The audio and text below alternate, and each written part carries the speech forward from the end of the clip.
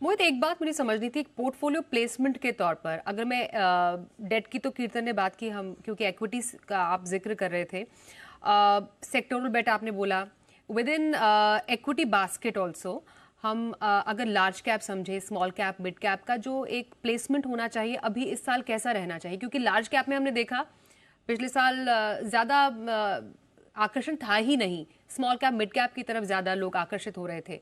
तो 2024 का portfolio keeping in mind जितने भी हम इवेंट्स देखने वाले हैं, कैसा रहे प्लेसमेंट? स्वाति, देखिए मेरी राय बड़ी क्लियर है इसके ऊपर। आपने पिछले साल मिड कैप में 43% की ग्रोथ देखी है, स्मॉल कैप में कुछ 48% की ग्रोथ देखी है, तो दोनों ही सेगमेंट ने अनप्रेसिडेंटेड रिटर्न देखे हैं। और जबकि निफ्टी का जो रिटर्न था लास्ट ईयर कैलेंडर ईयर में वो था 20%। राइट, मुझे लगता है यहाँ पर रिलेटिव वैल्यूएशन के लिहाज से लार्ज कैप्स में काफ़ी ज़्यादा वैल्यू है। जो ब्लू चिप नाम है, जैसे आप कोई भी बड़ा नाम उठा लीजिए, रिलायंस जो अभी 10 दिन से ही चलना शुरू हुआ है, या फिर जितने भी बड़े बैंक थे प्राइवेट सेक्टर के, या जो आईटी कंपनीज की बड़ी दिग्गज कंपनियां थी, लास्ट 2-3 साल से वहां पर कोई रिटर्न नहीं बना है।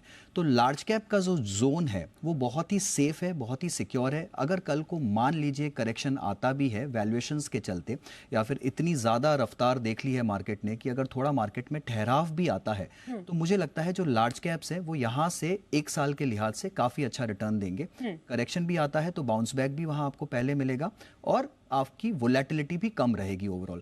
तो अगर आपको अपने पोर्टफोलियो का प्लेसमेंट करना है तो जो सबसे ज़्यादा एलोकेशन है इस साल के लिहाज से, वो मेरा तो लार्ज कैप में ही जाएगा। आपको कम से कम 50 से 60% या उससे भी ज़्यादा एलोकेशन अपने पोर्टफोलियो का लार्ज कैप में डाल के रखना चाहिए। तो मोस्ट इंपॉर्टेंटली एसेट एलोकेशन को समझना है, उसके साथ ज्यादा छेड़छाड़ नहीं करनी है, और लंबे अवधि के एसेट एलोकेशन को तो बिल्कुल आपको छेड़ने की जरूरत नहीं है, क्योंकि ये इवेंट्स हैं, इवेंट्स आते जाते रहते हैं, मार्केट सिक्लिकल है, आपको अपने गोल की तरफ बने रहना है।